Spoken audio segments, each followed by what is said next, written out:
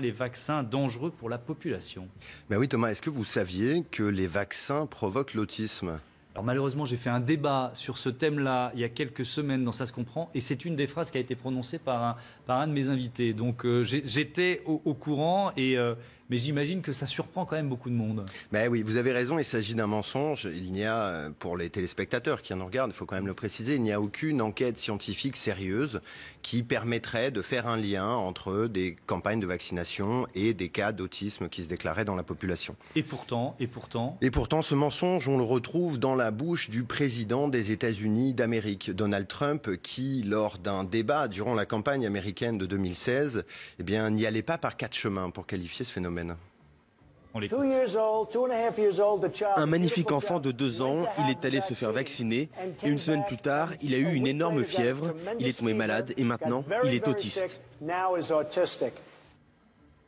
Oui, effectivement, Donald Trump reprend donc à son compte une fausse information qui a énormément circulé sur Internet depuis un certain nombre d'années. D'ailleurs, une simple recherche sur la dangerosité des vaccins, si on tape danger vaccin dans un moteur de recherche, on va voir sortir tout un tas de fake news qui nous expliquent que tous ces vaccins sont très dangereux et tout ça a vraiment des conséquences. Alors des conséquences d'abord sur la perception des vaccins, avec récemment un sondage de l'IFOP et de la Fondation Jean Jaurès qui a interrogé les Français. Rappelez-nous quelle était l'affirmation. Alors l'affirmation, on va être précis, c'était « Le ministère de la Santé est de mèche avec l'industrie pharmaceutique pour cacher au grand public la réalité sur la nocivité des vaccins ». Eh bien à cette affirmation, 43% des sondés répondent oui. Ça veut dire que 4 Français sur 10 nourrissent une défiance colossale vis-à-vis des vaccins dans notre pays. Et tout ça, ça pourrait les amener à refuser de se faire vacciner avec tous les risques que ça comporte. Alors on va parler de ces risques, mais d'abord, comment on peut expliquer ce chiffre ? C'est le premier complot auquel les Français croient, 43%.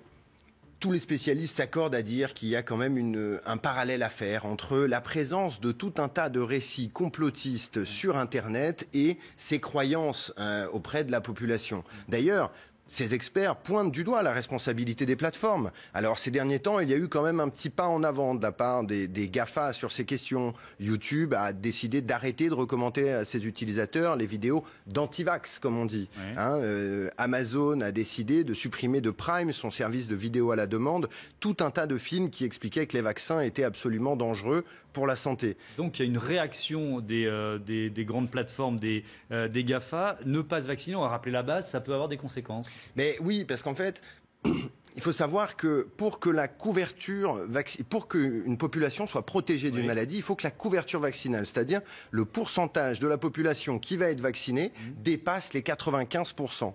Et donc, si on n'atteint pas ce chiffre, eh bien, la population, on ne peut pas éradiquer une maladie. Et justement, récemment, on a eu une information absolument ubuesque. C'est le cas d'une famille française qui part en vacances au Guatemala et qu'on va placer en quarantaine. Pourquoi ? Parce que cette famille refusaient de se faire vacciner, en tout cas leur enfant de 5 ans, ils ne voulaient pas le faire vacciner et ils ont réintroduit la rougeole au Costa Rica, pays qui avait fait disparaître cette maladie depuis 5 ans. Je pense qu'on peut quand même en tirer un petit enseignement, c'est que se vacciner est un geste que l'on fait pour soi, bien entendu, mais que l'on doit aussi faire pour les autres. Merci beaucoup Thomas Huchon du site Spicy dans Ça se comprend.